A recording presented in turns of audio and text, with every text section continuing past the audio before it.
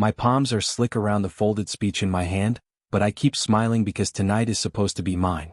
The gym glows gold and blue, packed with parents, cameras, flowers, and fake pride.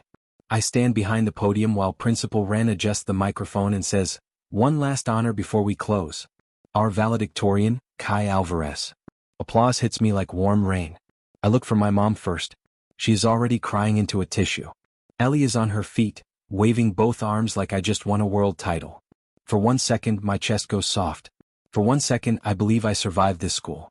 Then Principal Wren clears his throat and says, "Actually, before Mr. Alvarez speaks, we have a matter to address."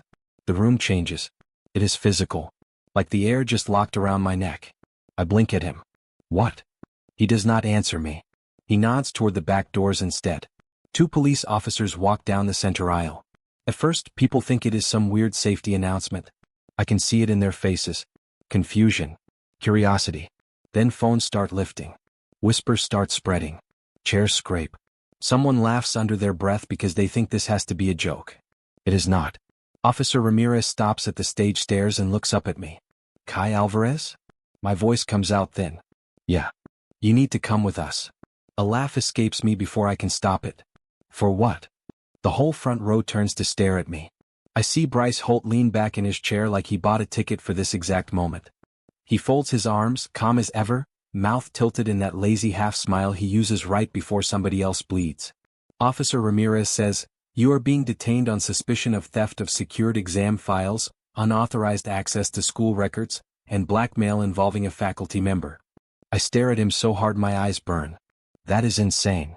"Watch your tone," Principal Wren snaps. "My tone?" I turn on him. "You just called cops on me in the middle of graduation." My mom stands so fast her chair nearly falls. No, there has to be some mistake. My son didn't do anything." Ellie's voice tears through the gym. "Kai." I look for Owen. Bad idea. He is sitting 3 rows from the front where the student council seats are, shoulders tight, eyes fixed on the floor. My best friend. My brother in everything but blood. The guy who used to swear we would get out of this town together. "Owen," I say. "Look at me." He finally lifts his head. And then he looks away. Principal Wren motions to the tech booth. "Play the evidence." The projector screen behind me comes alive. Grainy hallway footage. A boy in my hoodie. My build. My walk almost. He slips into the records office after hours. The next cut shows a blurred hand passing an envelope to someone who could be Mrs. Bell, the chemistry teacher Bryce got suspended by last semester. Then text screenshots appear. "Pay me or I send everything." The gym explodes. "That's not me," I shout. "That video is edited." Bryce slowly starts clapping. 1 clap. Then another. "Wow," he says loud enough for half the room to hear. He's still lying. I lunge toward him before I even know I'm moving, but Officer Ramirez catches my arm. "Don't touch me," I snap. "Then stand still," he says. Principal Wren says, "We also have a witness." I already know. I know because the second he says it, Owen stands. The whole gym turns with him. He walks to the aisle like every step hurts. "Owen," I say again, softer this time. "Don't." He stops near the stage and keeps his eyes somewhere over my shoulder. I saw Kai do it.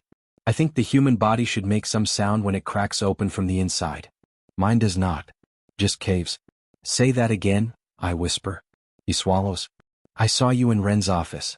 I saw the files on your flash drive. I saw you texting Mrs. Bell. You're lying." "I wish I was," he says. The crowd starts doing that ugly thing crowds do when they smell blood, and suddenly every face looks excited and disgusted at the same time. My mom is crying openly now. "Kai, tell them. Tell them it isn't true." "It isn't." I shout, but it sounds small now, stupid now, buried under the weight of the screen and Owen's voice and Bryce's smile. Ellie starts pushing through the seats. I hear her screaming, "That's my brother. Leave him alone." 2 teachers grab her before she reaches the aisle. Something in me tears. Not pride. Not anger. Something deeper. Officer Ramirez pulls the cuffs from his belt, and that is the moment I break. "No," I say, stepping back. "No, I'm not letting you do this to me in front of everybody."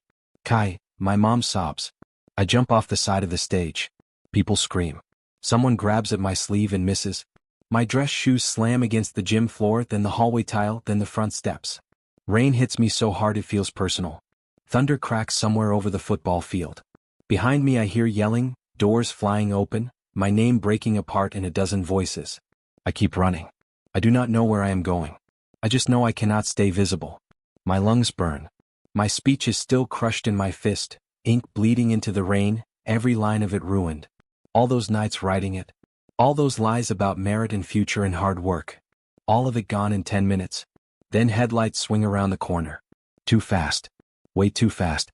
A horn blasts. I turn. White light floods my face. For one insane second, the storm goes silent. I see my mom in the crowd, mascara running. I see Ellie fighting those teachers with both tiny fists. I see Owen refusing to meet my eyes. I see Bryce smiling like he finally got to bury me alive. I want to scream that I did not do this. I want one person, just one, to believe me before the world closes over my head. The tires shriek. My knees lock. My heartbeat punches once, hard enough to hurt. Then the light gets bigger, the rain disappears, and everything in front of me dissolves into a blank, violent white that swallows my name before I can breathe. I wake up choking on air. My whole body jerks so hard I nearly fall out of bed. For a second I still see headlights. White light. Rain slicing across glass. My chest feels crushed like the car already hit me and my body just forgot to stop dying. No, I gasp. No, no, no. My room answers with silence. The fan rattles above me. Morning sun leaks through my blinds. My phone is buzzing on the desk beside a pile of summer reading I never finished. I grab it with shaking hands. Tuesday, September 5th. I stare at the date until my eyes blur. That's not possible. Graduation was in May. The arrest was in May. The storm, the road, the light. I slap my own face once hard. It hurts. I throw off the blanket and stumble to my desk calendar. September. First week of senior year. 3 blue circles around college deadlines I have not even lived through yet. I whisper, I died. On the corner of the desk sits a cheap plastic chess pawn attached to a cracked silver ring. Bryce gave it to me last winter in front of half the cafeteria. He dropped it in my tray and said, "This is you, Kai. A pawn. You only move when somebody stronger lets you." Everybody laughed. I laughed too. That memory lands differently now.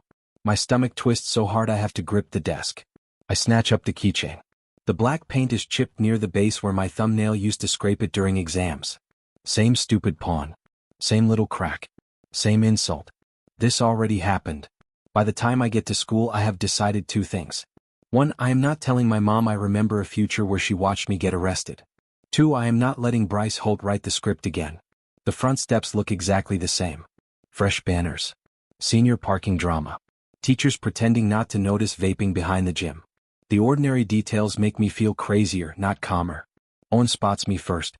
Kai. He jogs over with that same easy grin that used to make bad days lighter. Bro, where were you all summer? You vanished. My throat closes for a second.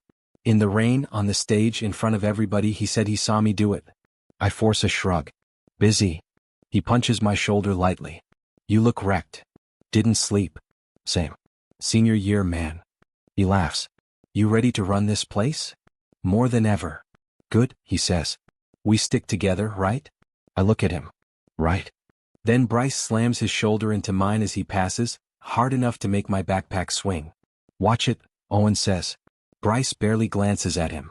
His voice drops for me alone. Don't forget who owns you. I shoots down my spine. He keeps walking like he did not just reach into my skull and confirm every nightmare I brought back with me. Owen frowns. What was that about? I make myself smile. Bryce being Bryce. You want me to say something? Last time you did, I want to say. Last time you stood up for me until you didn't. Instead I shake my head. Not yet. He studies me. You're acting weird. Maybe I got smarter. He laughs like that is a joke. I pretend it is too. First period is U.S. government. Hannah Lee sits 2 rows over, exactly where I remember. In the future I died from. Bryce framed her with me when the cheating scandal exploded. He made sure people called her my partner, my hacker girlfriend, my little accomplice. She lost scholarships before she even knew why. This time, I move the second I step into class. Hannah, I say, dropping into the seat beside her before the bell. She blinks at me. You're not assigned here. I know. Listen to me anyway. That sentence has never made anything better. I lean closer. Bryce is going to call you a scholarship parasite in about 10 seconds. She stares. What? The classroom door swings open. Bryce strolls in with his crew, takes one look at me beside Hannah and smirks. Well, if it isn't the scholarship parasite and her emotional support valedictorian. Hannah's pen slips out of her fingers. I keep my eyes on Bryce. Morning. He slows. Cute. You want a matching nickname too? I turn back to Hannah. Now he says I probably cheat because I am too desperate to lose. Bryce laughs. I mean, yeah. That was next. Hannah jerks toward me. How did you know that? Because he's boring, I say.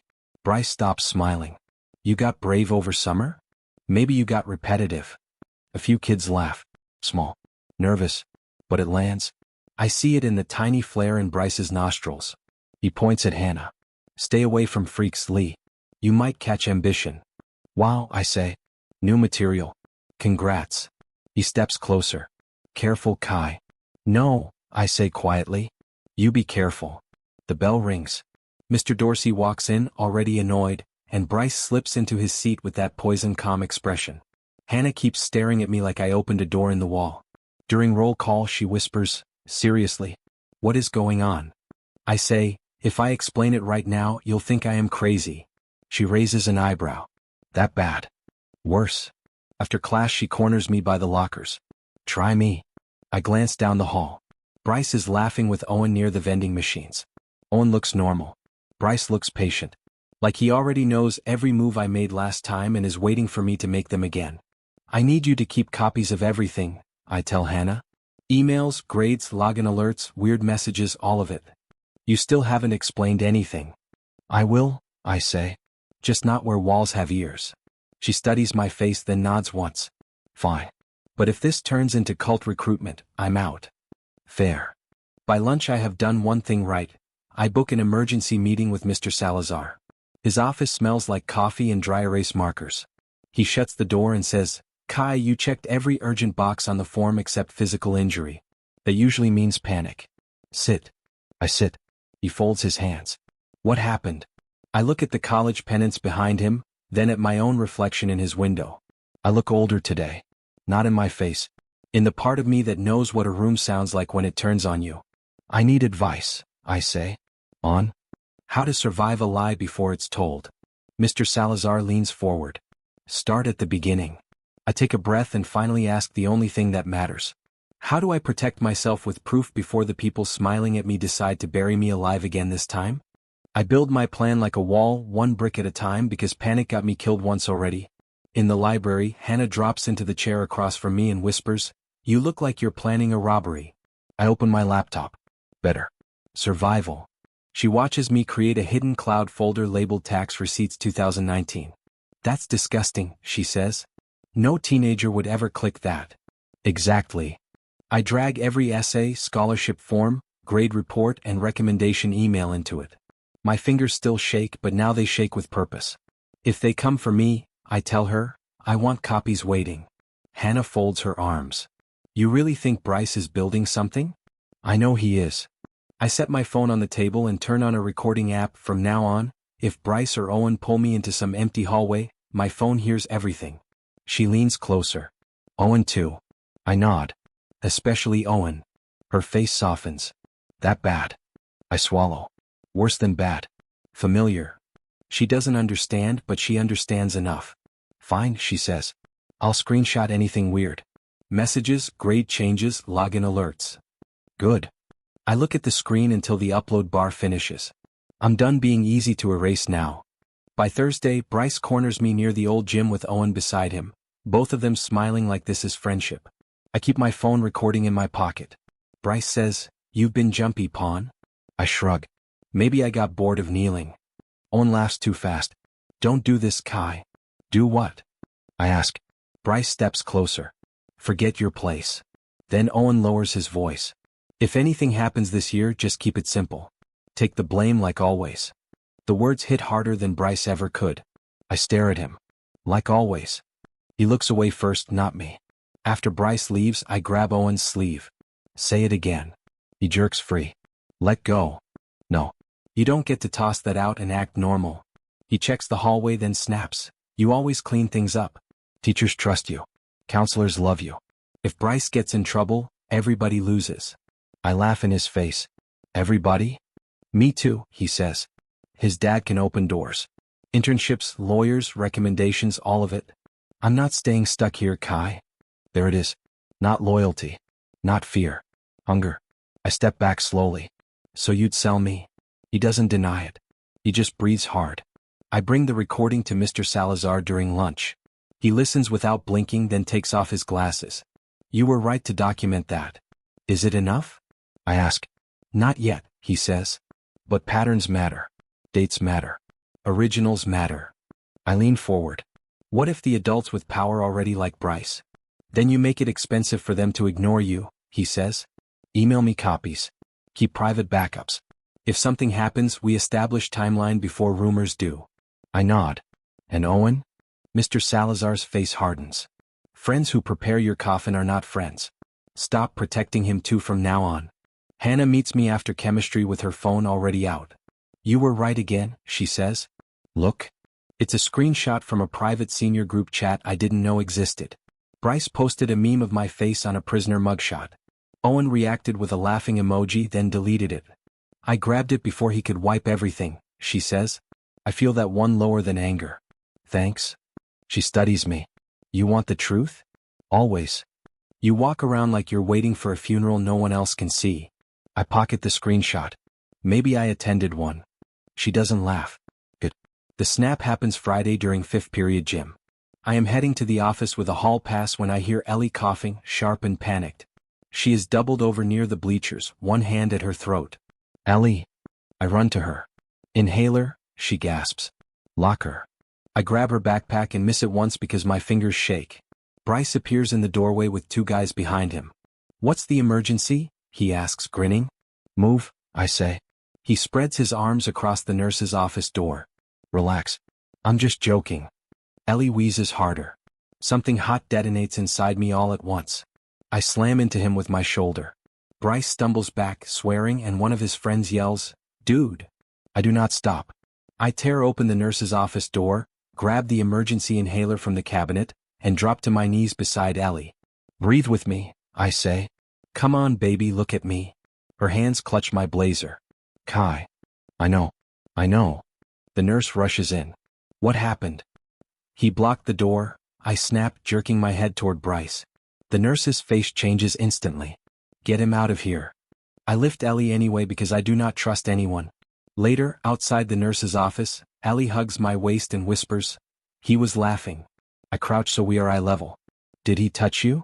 She shakes her head. No. He just watched. My teeth grind so hard my jaw aches. Listen to me. If Bryce ever comes near you again, you call me first. I don't care if I'm in class, asleep, or dead. She frowns.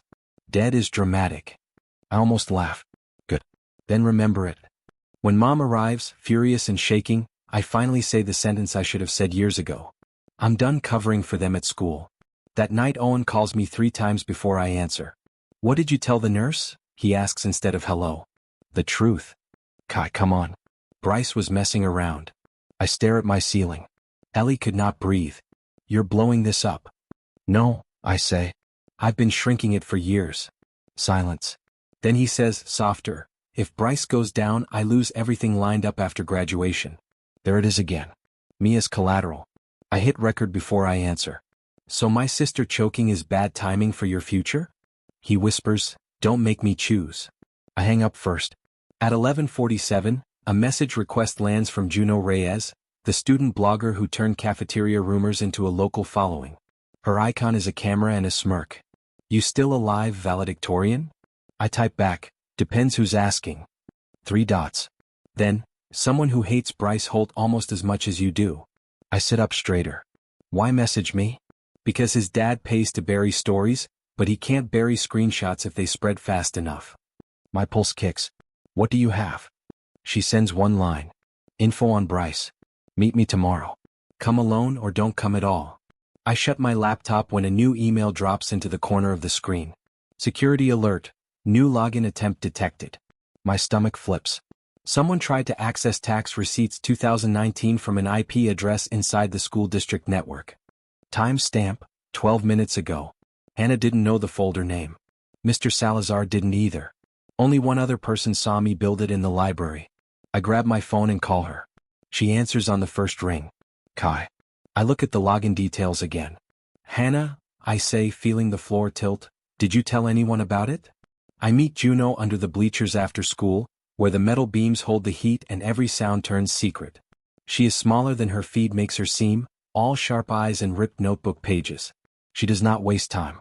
She slides her phone into my hand and says, start scrolling. Deleted posts, she says. Screen grabs from before Bryce Holt's dad paid to clean up his son's image. Threats. Locker photos. Anonymous tips that were not anonymous. One girl transferred after he posted her address. Another got offered money to shut up. I scroll past receipts, Cash App screenshots, a blurred photo of Bryce grinning with a split lip on some freshman kid. My mouth dries out. How do you have this? Because people send truth to the girl they are scared to befriend, she says. And because I keep copies when adults pretend not to see. I hand the phone back. If I post this now, Bryce buries me before first period. Juno nods. Exactly. If you go public, you need timing. You drop everything too early and the school calls it drama. You wait until the right stage and they call it evidence. I look past her shoulder at the empty field. I have seen what happens when I move late. She studies my face. You already know that, don't you? I say, not enough. That night I sit in Mr. Salazar's office with Juno's folder open between us. He reads in silence, jaw tight, then picks up his desk phone. I know someone, he says. Legal aid, youth cases, school retaliation. Her name is Delacho. If this blows up, you need somebody who is not employed by this district. Finally, I mutter. He gives me a tired look. Kai, schools protect themselves first. I know, I say. I learned. Miss Cho meets me at a community center with chipped paint and fluorescent lights that hum like bad nerves. She is young enough that Bryce would underestimate her and sharp enough that I stop talking carefully after 2 minutes. You record everything, she says. You do not threaten. You do not bluff. You let them feel safe enough to confess. What if the school buries it? Then we make burial impossible. Can you actually help me? She leans back. Try me. So I build the bait. Charity Talent Night is next Friday, packed gym, parent donors, cameras, cheap stage lights, and chaos backstage. I tell Bryce in the hall, you should come. I'm doing a spoken word thing. Easy target if you want material. He glances at the pawn keychain hanging from my backpack and smiles like a king checking his board. Cute, he says. Still wearing your label. It reminds me where I stand, I say. He laughs. Good boy. Owen catches me by the vending machines later. Why are you feeding him? I shrug. Maybe I'm done fighting. He searches my face. That's smarter. Is it? Yeah, he says. Play nice, survive senior year, let the right people win. The right people. I nod like I agree, and I hate how easy lying feels when it is finally for me. Friday arrives loud and glittery.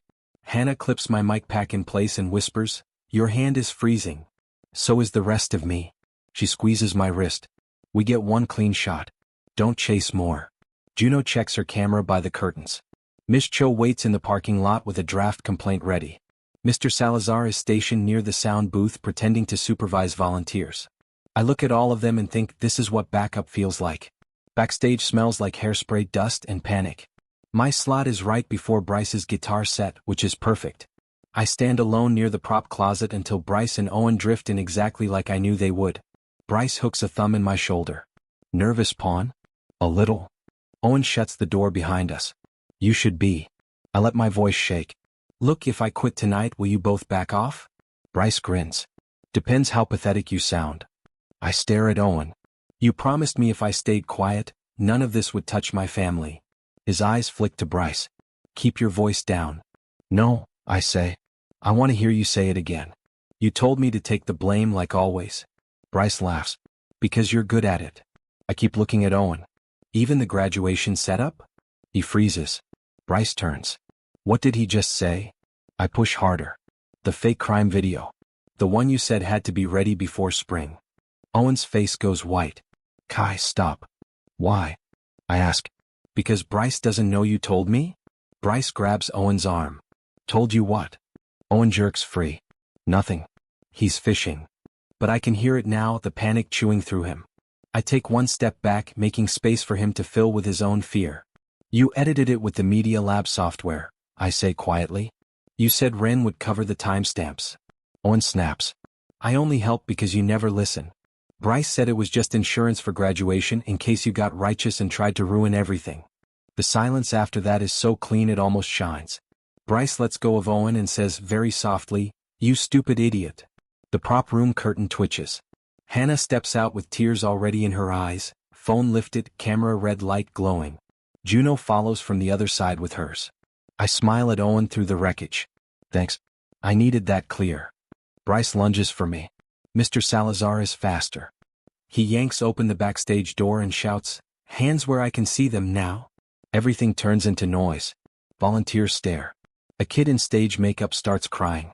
Bryce points at me and roars, "He set us up." "Yeah," I say, breathing hard. "I did." Miss Cho appears in the doorway like she was summoned by the word liability.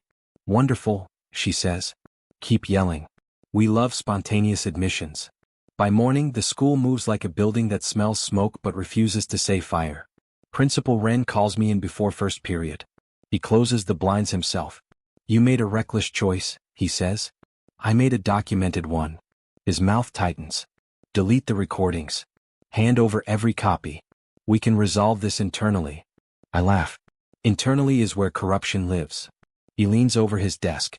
"Drop this or you lose your scholarship recommendation." I let the threat hang there between us. Then I say, "That's all?" He blinks. "Excuse me?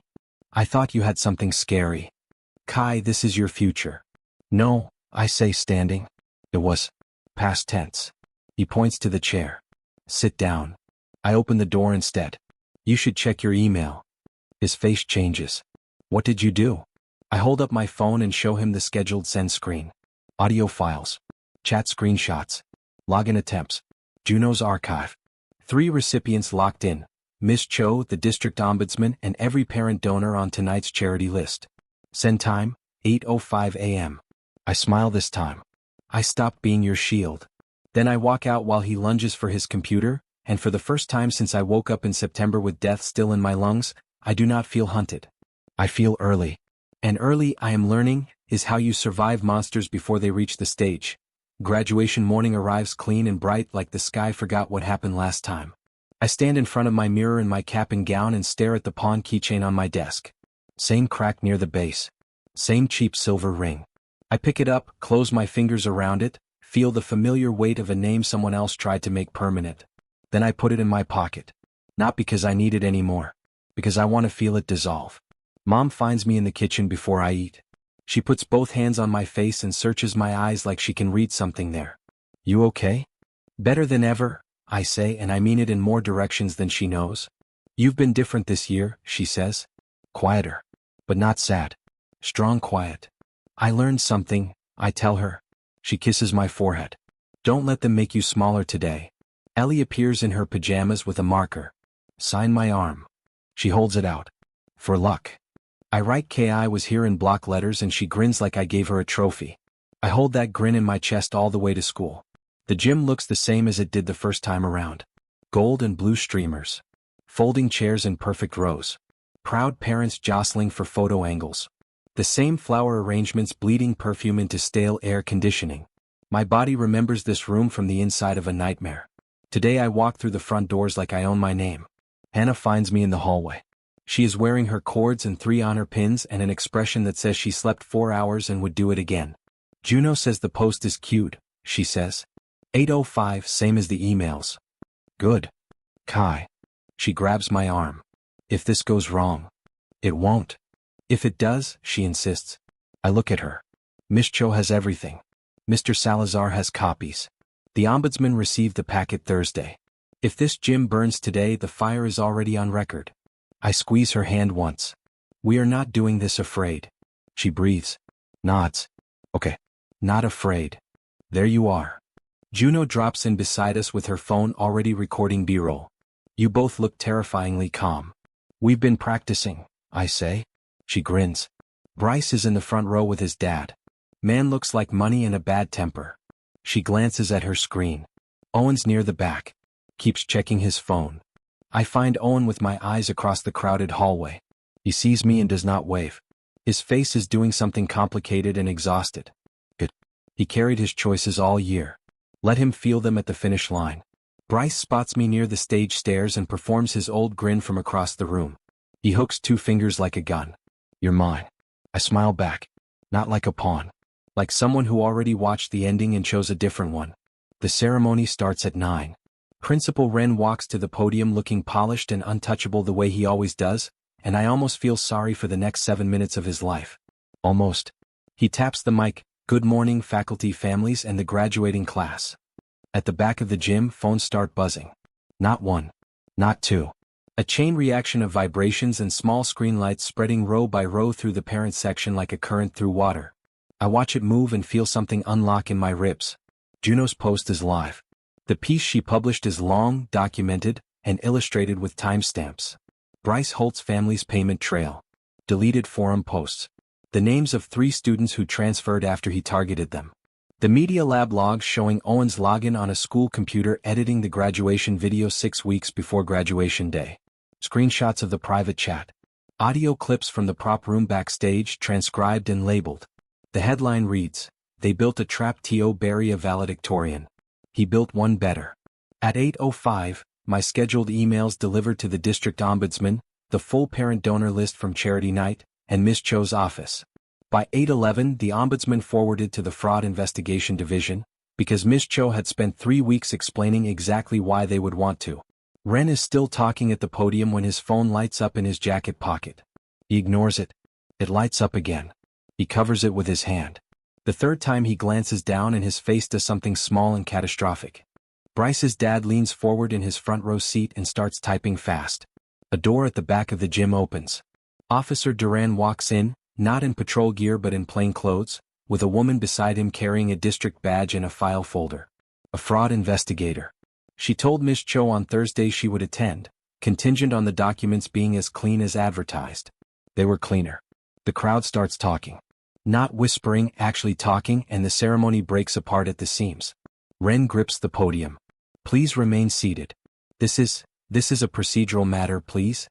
That's Bryce Holt's dad, someone near the 4th row says loudly. He's the one in the article. A parent stands up to read her phone better. 2 more follow. Bryce turns around in his chair and watches his father go rigid. For the first time since I have known him, his expression does not know where to land. The grin falls off in stages. I step down from the stage area and move through the crowd. Owen grabs my sleeve from behind. I stop. I don't turn immediately. I give him a second to collect himself. Kai, he says. His voice is wrecked. I didn't mean for you to get destroyed. I turn now. He looks 3 years older than this morning. The hunger that drove him all year, Bryce's connections, the escape plan, the clean future on borrowed loyalty, it is all still visible in his face, but underneath it now is something uglier. The specific shame of someone who watched themselves make every wrong turn in slow motion and could not stop. Owen, I say quietly so only he hears. I panicked, he says. Bryce said it was small. Just scare you a little. Keep you from rocking the boat. A police arrest at graduation, I say. That's what small looked like. I know. He shakes his head. I know. I look at the hand on my sleeve, then at his face. You looked me in the eye in that gym and said you saw me do it. He flinches. You said, I wish I was lying. He looks at the floor. I pull my arm back slowly. You did it anyway, Owen. Meaning is not the same as consequence. He opens his mouth. Closes it. I leave him there. Across the gym, the fraud investigator is speaking to Bryce's father in a tone that does not have room for argument. Bryce watches his dad's composure collapse the same way his grin did, piece by piece, until what's left is just a man who believed money was the same thing as safety. Officer Duran crosses to the student section. He doesn't rush. He doesn't perform. Bryce Holt, he says. The gym goes quiet enough that the ventilation system becomes the loudest thing in the room. Bryce laughs. Comes out wrong. Too fast, too high. Are you serious? Please come with me, Officer Duran says. My dad will. Your dad is currently speaking with my colleague, Duran says. Please come with me. Bryce's face collapses then. Not slowly like his father's. All at once like something structural failed. He looks around the gym for someone to confirm this is not happening, and every face that looks back at him is either recording or looking away. He stands. He goes.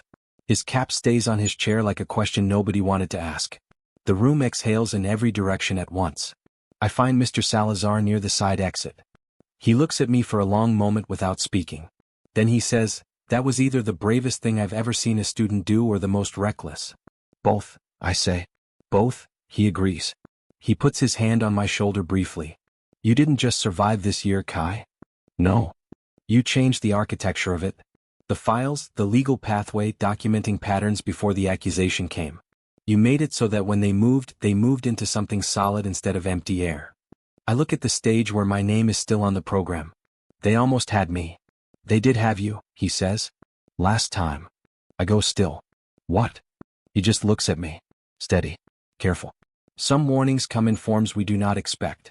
What matters is you listened. I open my mouth. He shakes his head once. Not now. I nod. Hannah finds me outside the gym door, Juno beside her. Hannah's cheeks are wet. She does not apologize for it. The ombudsman's office just called Miss Cho, she says. Full investigation. Ren is on administrative leave pending review. Juno holds up her phone. The post has been shared 4,200 times and it's barely been an hour. I lean against the wall and breathe. You good? Hannah asks. Yeah, I say. Almost. I reach into my pocket. The pawn keychain sits in my palm, chipped paint and cracked silver ring, the weight of someone else's verdict. I walk to the trash can near the gym entrance. I hold it over the opening. I let go. The sound it makes when it lands is smaller than I expected. I push the door open and step outside. Sunlight hits me so directly it feels like an answer. The parking lot is full of noise now, families pouring out, phones raised, voices carrying. Ellie appears from nowhere and wraps both arms around my waist hard enough to rock me sideways. You did something, she says into my side. Yeah, I say. The whole gym is talking.